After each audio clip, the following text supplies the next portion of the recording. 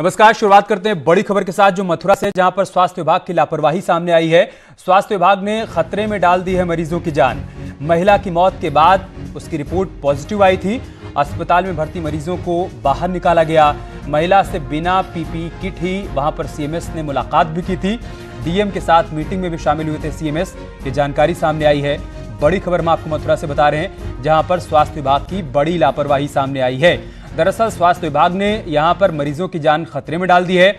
एक महिला की मौत के बाद उसकी जो रिपोर्ट आई है कोरोना की, वो पॉजिटिव आई है और जानकारी मिल रही कि अब अस्पताल में भर्ती मरीजों को बाहर निकाला गया है। इसके अलावा एक जानकारी ये भी है कि महिला से सीएमएस ने मुलाकात की थी। उस दौरान उन्होंने पीपीई किट का इस्तेमाल नहीं किया था, नहीं पहन रखी थी और उस महिला से मुलाकात के बाद उन्होंने डीएम के साथ जो मीटिंग हुई थी उसमें भी शिरकत की थी। तो बड़ी लापरवाही यहां पर सामने आई है स्वास्थ्य विभाग की। संवाददाता नितिन हमारे साथ जुड़ चुके हैं। नितिन, क्या जानकारी है इस खबर को लेकर? देखिए, काफी जो है जो जानकारी सामने आई है वो काफी जो स्वास्थ्य विभाग की है वो बड़ी लापरवाही की बात सामने आई है।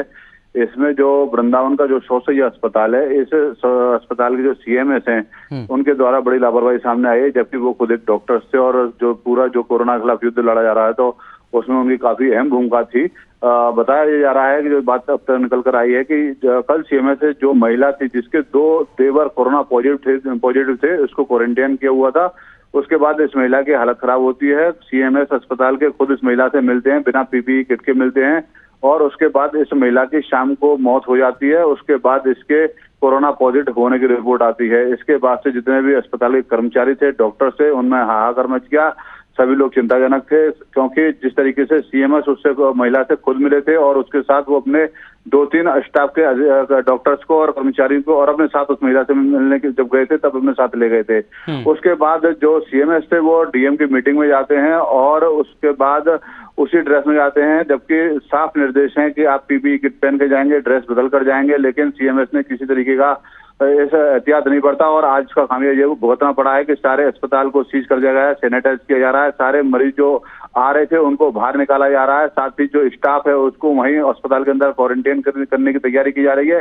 साथ ही एक बड़ी जानकारी अपने दर्शकों को और मैं बता दूं कि इसी अस्पताल का एक वार्ड बॉय है, वो भी पॉजिटिव निकल आया है। वो जो यहाँ पर मरीज रहा करते थे उनकी तीमारदारी क्या करता था, उनका इलाज किया करता था, उनकी सेवा में रहता था। तो एक बड़ी खबर ये हम अपने दर्शकों को बता रहे हैं कि जो वार्ड बॉय था वो भी पॉजिटिव निकल आया है। साथ ही अब जो स्टाफ है वो काफी चिंताजनक है और इस बात को लेकर है कि क्योंकि सीएमएस की हट धर्मता के चलते ही इस तरीके की लापरवाही सामने हुई है और उन्होंने खुद लापरवाही।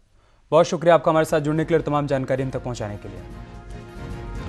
और बात करते एक और बड़ी खबर की। नीति आयोग में कार्यरत एक अधिकारी कोरोना पॉजिटिव मिला है। नीति आयोग की पूरी बिल्डिंग को सील कर दिया गया है।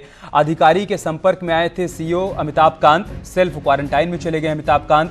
सूत्रों के हवाले से यह खबर सामने आ रही है। बड़ी खबर में आपको बता रहे हैं, नीति आयोग में कार्यरत एक अधिकारी में कोरोना की पुष्टि हुई है, जिसके बाद पूरी बिल्डिंग को सील कर दिया गया है। और जानकारी ये मिल रही है कि चूंकि उस अधिकारी के संपर्क में सीईओ अमिताभ कांत भी आए थे, इस वजह से वो सेल्फ क्वारंटाइन में चले गए हैं। हालांकि उनके सेल्फ क्वारंटाइन में जाने की जो जानकारी है वो सूत्रों के हवाले से आई है, लेकिन नीति आयोग में कार्यरत एक अधिकारी में कोरोना की पुष्टि हुई है, जिसके बाद पूरी इमारत को सील कर दिया गया है।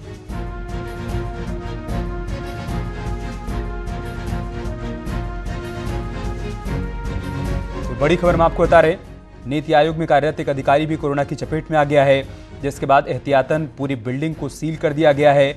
और उस अधिकारी से चूंकि सीईओ अमिताभ कांत ने भी मुलाकात की थी, इस वजह से उन्होंने सेल्फ क्वारंटाइन में जाने का फैसला किया है। अब देखना होगा कि उस अधिकारी के संपर्क में और कितने लोग आए थे, क्या सभी को क्वारंटाइन किया जाएगा, सभी का मेडिकल चेकअप होगा, इस पर हमारी नजर बनी रहेगी। और एक और बड़ी खबर सामने आ रही है। सीएम योगी की टीम 11 के साथ बैठक को लेकर अपडेट सामने आया है। हरियाणा से 11,000 प्रवासी मजदूर वापस लाए जाएं। कोटा से 11,000 छात्रों को वापस लाया गया है, ये भी जानकारी मिली है। प्रयागराज में फंसे 10,000 छात्रों को पहुंचाया जा रहा है उनके घर। कल से मध्य प्रदेश से प्रवासी मजदूरों की वापसी होनी है। 15 लाख मजदूरों को उनके क्षेत्रों में रोजगार की व्यवस्था भी सरकार की तरफ से सुनिश्चित की जाएगी। बड़ी खबर में आपको बता रहे हैं, टीम 11 के साथ सीएम योगी की जो बैठक हुई है उसकी बड़ी बातें क्या रही हैं आप समझ लीजिए। हरियाणा से अब तक 11,000 प्रवासी मजदूरों को वापस लाया गया है। इसके अलावा 11,000 ऐसे छात्रों को वापस लाया गया है जो कि कोटा में रहकर तैयारी कर रहे थे। और साथ ही साथ प्रयागराज में जो प्रतियोगी छात्र तैयारी करते हैं उनको उनके घर भेजने की तैयारी की जा रही है। ऐसे प्रतियोगी छात्रों की संख्या 10,000 बताई गई है। इसके अलावा इस बात के निर्देश भी जारी किए गए हैं कि कल से मध्य प्रदेश से प्रवासी मजदूरों की वापसी सुनिश्चित की जाएगी। और शाम 6 बजे सीएम योगी मंत्रियों से संवाद करेंगे। लॉकडाउन के मौजूदा हालात पर इस दौरान चर्चा की जाएगी। कल 12 बजे स्वतंत्र प्रभार मंत्रियों से भी संवाद का उनका कार्यक्रम है। बड़ी खबर हम आपको बता रहे हैं, सीएम योगी तमाम मंत्रियों से संवाद करने वाले हैं, जिसमें लॉकडाउन को लेकर चर्चा करेंगे। वायरस से लड़ने के लिए लगातार उत्तर प्रदेश के मुख्यमंत्री योगी आदित्यनाथ काम करते हुए, चाहे टीम 11 की बैठक का मसला हो या फिर अधिकारियों से बात करने की बात हो या फिर छात्रों से संवाद, हर दिन सीएम योगी एक कदम आगे बढ़ते हैं। और आज भी मुख्यमंत्री योगी आदित्यनाथ शाम को 6 बजे मुख्यमंत्री आवास यहाँ जहाँ ये हमारे पीछे ठीक मौजूद है, और उत्तर प्रदेश के सभी कैबिनेट मंत्रियों से मुख्यमंत्री बात करेंगे। उत्तर प्रदेश में कोरोना वायरस की चर्चा को लेकर कि कोरोना वायरस से लड़ने के लिए प्रदेश कितना तैयार है, साथ ही सभी जो कैबिनेट मंत्री हैं उनसे मुख्यमंत्री बात करेंगे और इस बात की समीक्षा करेंगे कि आखिर उत्तर प्रदेश के सभी जिलों में जो मजदूरों को क्वारंटाइन करना है, जो शेल्टर होम बनाए जाने हैं, उनको लेकर क्या तैयारी की गई है। इसके साथ ही शाम को 6 बजे जब वो कैबिनेट मंत्रियों से बात करेंगे, सीधा संवाद करेंगे, तो इस बात पर भी चर्चा करेंगे कि आखिर 3 मई के बाद जो परिस्थितियां होने वाली है लॉकडाउन को लेकर, उसको किस तरह से तैयार रहना है, फील्ड में क्या लोगों को जागरूकता देना, कैसे लोगों को भोजन मिले, और कैसे जो बाहर से मजदूर आ रहे हैं, छात्र आ रहे हैं, उनकी चिकित्सीय सुविधाओं की क्या परिस्थितियां हैं, आगे क्या करना चाहिए, इन सब विषयों पर मुख्यमंत्री चर्चा करेंगे। इतना ही नहीं, जहां आज शाम 6 बजे वो कैबिनेट मंत्रियों से बात करेंगे, वहीं कल सुबह 12 बजे उत्तर प्रदेश के सभी स्वतंत्र प्रभार मंत्रियों से मुख्यमंत्री बात करेंगे और कल शाम 6 बजे उत्तर प्रदेश के सभी राज्य मंत्रियों से बात करेंगे। यानी इन लोगों से बात कर उत्तर प्रदेश की वर्तमान परिस्थितियों पर कि कोरोना वायरस से कैसे निपटा जाए, जो तैयारियां हुई हैं उस पर और क्या बेहतर किया जा सकता है, मजदूरों को रोजगार कैसे दिया जाएगा, छात्र छात्राओं की शिक्षा जो ऑनलाइन होनी वो कैसे की जाएगी, स्वास्थ्य सेवाओं को कैसे बेहतर किया जा सकता है, इन सब को लेकर सीएम लगातार अपनी सरकार के मंत्रियों से बात करेंगे, जिसका सिलसिला आज शाम 6 बजे शुरू होगा और कल शाम 6 बजे तक चलेगा। वीडियो जर्नलिस्ट गोपी गिरी के साथ अजीत सिंह, न्यूज 18 लखनऊ। तो सीएम योगी ने अधिकारियों के साथ बैठक की है और उसके बाद मंत्रियों के साथ भी उनका संवाद का कार्यक्रम तय है। इस दौरान वो मंत्रियों से बातचीत करेंगे, चर्चा करेंगे कि कोरोना को लेकर जो लड़ाई लड़ी जा रही है उसमें और क्या कुछ कदम उठाए जा सकते हैं और अब तक जो कदम उठाए गए हैं वो कितने प्रभावी साबित हुए हैं। यूपी में अब तक 23 पुलिसकर्मी कोरोना पॉजिटिव पाए गए हैं। कानपुर में एलआईयू के एक इंस्पेक्टर, रिजर्व पुलिस लाइन के एक इंस्पेक्टर समेत 13 पुलिसकर्मी कोरोना पॉजिटिव पाए गए हैं। इसके साथ ही वाराणसी, आगरा, मुरादाबाद और बिजनौर में भी पुलिसकर्मी कोरोना पॉजिटिव पाए गए हैं।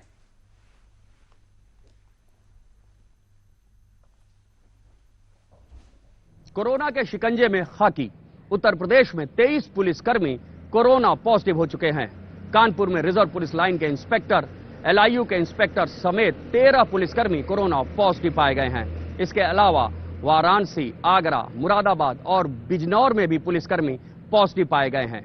सीतापुर में कई पुलिसकर्मियों का कोरोना जांच के लिए सैंपल भी लिया गया है। हालांकि डीजीपी हितेश चंद्र अवस्थी की ओर से निर्देश जारी किए गए हैं कि फ्रंट लाइन ड्यूटी में हार्ट, लंग, लिवर से पीड़ित किसी भी पुलिसकर्मी की ड्यूटी ना लगाई जाए। 55 साल से ऊपर के पुलिसकर्मियों की मेडिकल जांच के बाद ही कहीं ड्यूटी लगाई जाए। पुलिसकर्मियों को हॉटस्पॉट में भी जाना होता है। मेडिकल डिपार्टमेंट की टीम को भी साथ रखना पड़ता है। कोरोना पॉजिटिव और संदिग्धों के इर्द गिर्द भी रहना पड़ता है। लिहाजा पुलिस के ऊपर बड़ी जिम्मेदारी है और अब पुलिस के मुखिया और सरकार पर भी पुलिसकर्मियों की सुरक्षा की बड़ी जिम्मेदारी है, क्योंकि पुलिस कोरोना के चपेट में आती है तो पब्लिक के लिए दिक्कतें और बढ़ेंगी। कैमरामैन सरबजीत के साथ ऋषभ मणि त्रिपाठी, न्यूज 18 लखनऊ। और एक बड़ी खबर लखनऊ से आ रही है। कनिका कपूर का प्लाज्मा कमजोर निकला है। कोरोना से लड़ने में कारगर नहीं है कनिका कपूर का प्लाज्मा। कनिका के प्लाज्मा की एंटीबॉडीज कमजोर निकली है। कोरोना से लड़ने में मददगार नहीं होगा कनिका कपूर का प्लाज्मा। केजीएमयू लैब के सूत्रों के हवाले से खबर मिली है। कल ही उनका ब्लड सैंपल लिया गया था और अब सूत्रों के हवाले से खबर सामने आ रही है कि उनका प्लाज्मा कमजोर निकला है। कनिका के प्लाज्मा की एंटीबॉडीज कमजोर निकली है। मतलब ये कि कोरोना से लड़ने में कनिका कपूर का प्लाज्मा मददगार नहीं होगा। ऐसे में उनका प्लाज्मा अब नहीं लिया जाएगा कोरोना संक्रमितों का इलाज करने के लिए। सूत्रों के हवाले से बड़ी खबर हम आपको बता रहे हैं। कल ही ये खबर सामने आई थी कि उनका ब्लड सैंपल लिया गया है और उसके बाद अगर रिपोर्ट सकारात्मक आती तो उनका प्लाज्मा लिया जाता उन लोगों के इलाज के लिए जो कोरोना संक्रमित पाए जा रहे हैं। लेकिन फिलहाल सूत्र बता रहे हैं कि लैब से जो रिपोर्ट सामने आई है उसके मुताबिक उनका प्लाज्मा कमजोर निकला है। मतलब ये कि एंटीबॉडीज उनकी कमजोर निकली है प्लाज्मा की, इस वजह से उनका प्लाज्मा कोरोना से लड़ने में मददगार साबित नहीं होगा। लॉकडाउन के दौरान पुलिस मुस्तैद है। पूरे सूबे में पुलिस करीब 7 लाख लोगों की गाड़ियों का चालान भी कर चुकी है, जिसमें करीब 32,000 गाड़ियां सीज की जा चुकी हैं। पुलिस ने लॉकडाउन के दौरान करीब 12.5 करोड़ का फाइन भी वसूला है और करीब 32,000 लोगों के खिलाफ FIR दर्ज की गई है। राजधानी लखनऊ में अगर अभी तक के आंकड़ों की बात करें तो कुल 17 हॉटस्पॉट में 196 संक्रमित मरीज हैं। प्रशासन काफी सजग है, पुलिस के द्वारा काफी सख्ती की जा रही है। वहीं अगर सूबे की बात करें तो 57 जनपदों में 406 हॉटस्पॉट बनाए गए हैं, जिसको लेकर के पुलिस प्रशासन की तरफ से काफी सख्ती की जा रही है। अभी तक अगर पुलिस के द्वारा आज तक लॉकडाउन की कार्रवाई की बात करें तो अभी तक 6,62,445 लोगों के चालान किए गए हैं, जिसमें 32,126 लोग के वाहन सीज किए गए हैं, जिनसे 12,42,87,832 रुपए का जुर्माना वसूला गया है। साथ ही साथ 31,656 लोगों के खिलाफ मुकदमे दर्ज किए गए हैं। 560 लोगों के खिलाफ कालाबाजारी और साथ ही साथ जमाखोरी के लिए मुकदमे दर्ज किए गए हैं। वहीं अगर बात करें इन 406 हॉटस्पॉटों में तो इसमें कुल अगर मकानों की संख्या की बात करें तो 5,86,932 है। तो सूबे में इन पूरे मकानों को हॉटस्पॉट किया गया है। साथ ही साथ बड़े हद तक ये पुलिस प्रशासन की तरफ से कार्रवाई की गई है। इसके मद्देनजर सख्ती की गई है। राजधानी लखनऊ की अगर बात करें तो विशेष रूप से यहां आने वाले और एसेंशियल लोगों की सप्लाई को ही जाने दिया जा रहा है। जो भी लोग अनर्गल अपने घर से निकल रहे हैं उनके खिलाफ पुलिस सख्ती से कार्रवाई करते हुए दिख रही है। साथ ही साथ अगर बात करें तो जो हॉटस्पॉट है वहां पुलिस के द्वारा काफी सख्ती है। प्रशासन की तरफ से भी ये विशेष बात कही जा रही है, लोग अपने घरों में रहें, सुरक्षित रहे। इसी के मद्देनजर कोरोना जैसी महामारी के लिए माध्यमिक शिक्षा विभाग ने जो बढ़ी हुई फीस जो स्कूलों के द्वारा वसूली गई थी उसको अगले माह में एडजस्ट करने की बात कही गई। साथ ही साथ सख्ती से शुल्क ना बढ़ाने की भी बात की गई है। उप मुख्यमंत्री दिनेश शर्मा ने सभी जिलाधिकारियों को पत्र के माध्यम से इसका कड़ाई से पालन करने की बात की कि अगर कोई प्रबंधक इस विषय में शुल्क वसूलता है तो उसके खिलाफ भी कड़ी से कड़ी कार्रवाई करने के आदेश दे दिए गए हैं। ऐसे में बड़े हद तक जहां राज्य सरकार सजग है, हमें भी अपने घरों में रह करके लोगों को सजग करना है और साथ ही साथ खुद भी घर में रहना है और लोगों को भी घर में रहने की बात कहनी, जिससे वो खुद भी सुरक्षित रह सके, साथ ही साथ लोगों को भी सुरक्षित रख सके। कैमरा पर्सन गोपी गिरी के साथ प्रशांत पांडे, न्यूज़ 18 लखनऊ।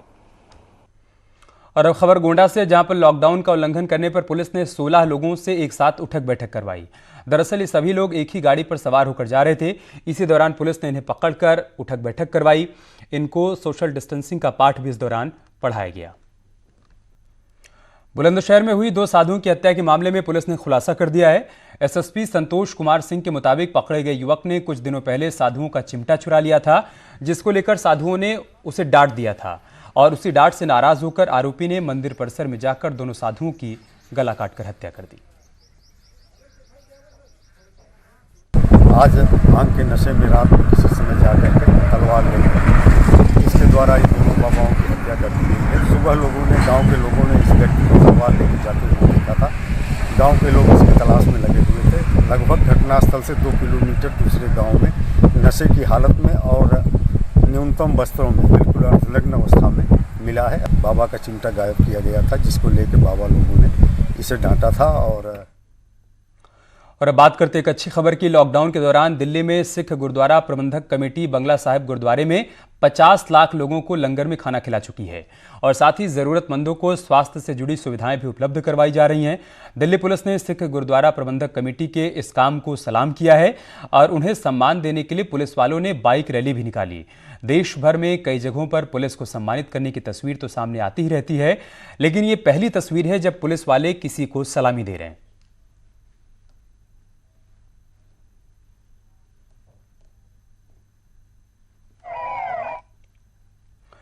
लॉकडाउन के बीच यूपी बीजेपी के कार्यकर्ता लोगों की सेवा में दिन रात जुटे हुए हैं और बीजेपी का लक्ष्य है कि प्रदेश में कोई भी भूखा न सोने पाए।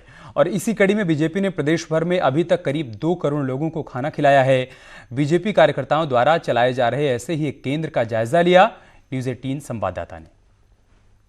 बीजेपी के कार्यकर्ता 2 करोड़ से अधिक लोगों तक संपर्क कर चुके हैं, खाना पहुंचाते हैं। यहाँ देख सकते हैं कि किस तरह से पैकेजिंग हो रही है। यहाँ पे छोला चावल बना के पैकेज उनको गरीबों के लिए जो जरूरतमंद है, भूखे हैं, उनके लिए यहाँ पे देख सकते हैं कि पैक हो रहा है और सब सहयोग कर रहे हैं। तो रोज यहाँ पे लगभग 2000 के करीब में पैकेट्स दिए जाते हैं। जो जरूरतमंद लोग हैं, जो भूखे लोग हैं, उनको यहाँ पे पैकेट दिए जाते हैं। तो जो भाजपा का लक्ष्य है कि कोई प्रदेश में भूखा न सोए, उस लक्ष्य को लेकर के चल रहे हैं सब लोग, क्योंकि बीजेपी के नेतृत्व का आह्वान था कि कोई प्रदेश में भूखा नहीं रहना चाहिए और इस लक्ष्य को लेकर के ही बीजेपी के कार्यकर्ता इस काम को कर रहे हैं।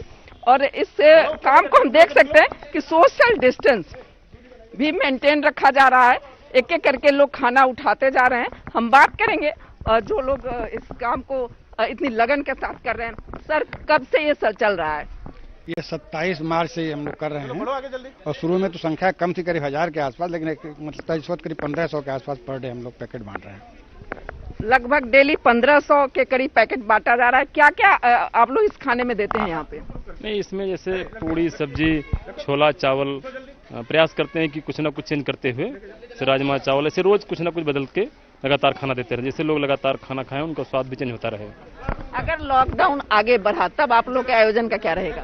तो हम लोगों का प्रयास है कि जब तक लॉकडाउन रहे आगे भी बढ़ाएंगे इसको। जो है लॉकडाउन जब तक रहेगा तब तक ये बढ़ता रहेगा। और इस तरह से हम देख सकते हैं कि कितनी लंबी लाइन है और ये लगभग डेली 1500 जो एवरेज हम कहेंगे लोगों को ये लोग खाना खिला रहे हैं। तो जो भाजपा का लक्ष्य है कि कोई भी प्रदेश में भूखा ना रहे, इस लक्ष्य को लेकर के जो यहाँ पे पूरा आयोजन होता है और डेली लोगों को खाना खिलाया जा रहा है।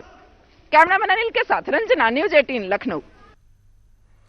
उधर कोरोना से जूझ रही दिल्ली को लॉकडाउन में राहत मिली है। दिल्ली सरकार ने कोरोना की स्थिति की समीक्षा के बाद पशु चिकित्सकों, प्लम्बर और बिजली कर्मियों पर रोक हटा दी है।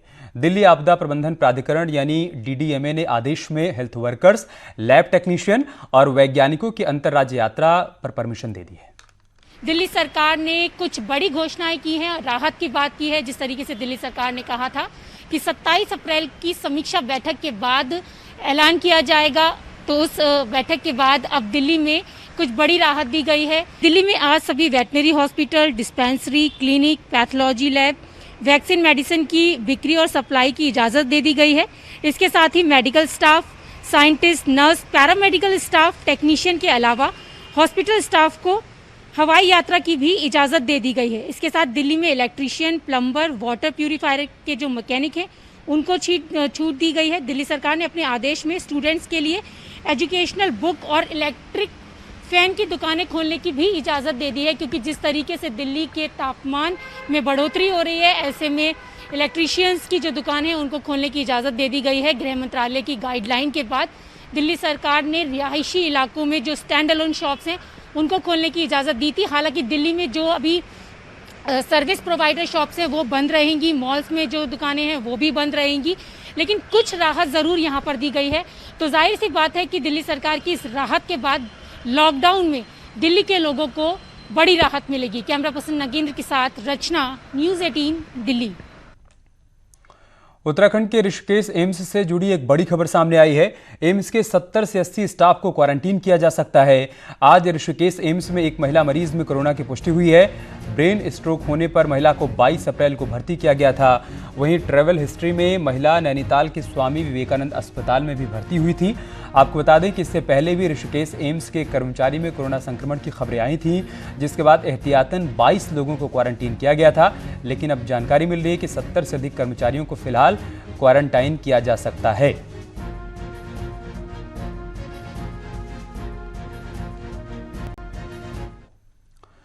कोरोना संकट काल में जब पूरा देश लॉकडाउन है, अर्थव्यवस्था पूरी तरीके से रुकी हुई है और लोगों के पास रोजगार नहीं है, ऐसे समय में प्रदेश सरकार आम लोगों के हित में फैसले लेती हुई दिखाई पड़ रही है।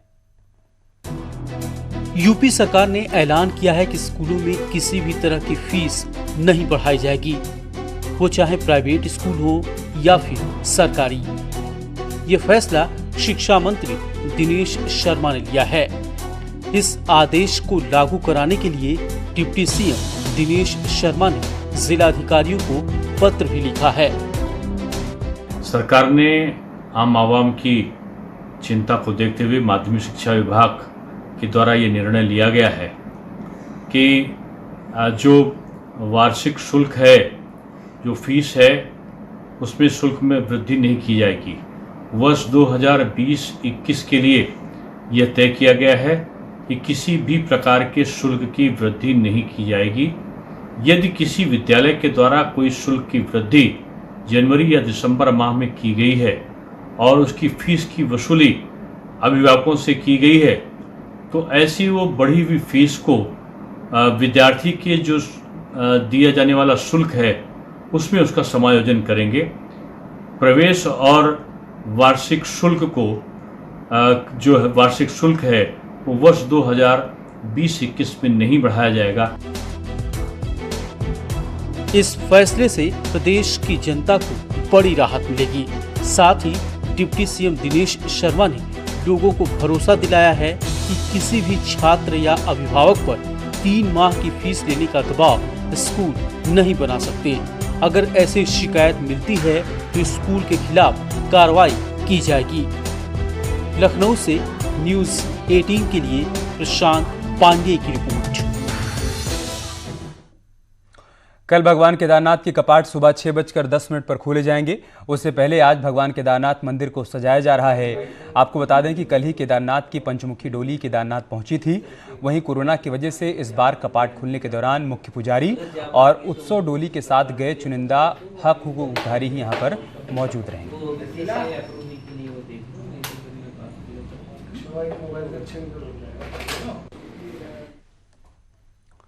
और अब खबर लखीमपुर खीरी से है। यहाँ पर लॉकडाउन के बीच दुधवा टाइगर रिजर्व में गुलदार की मस्ती करते एक वीडियो वायरल हो रहा है, जिसमें गुलदार की मस्ती साफ तौर पर देखी जा सकती है। गुलदार बड़े ही रौब से चहलकदमी करता हुआ नजर आ रहा है। उस वक्त वहां से गुजर रहे कुछ लोगों ने इस वीडियो को अपने कैमरे में कैद कर लिया।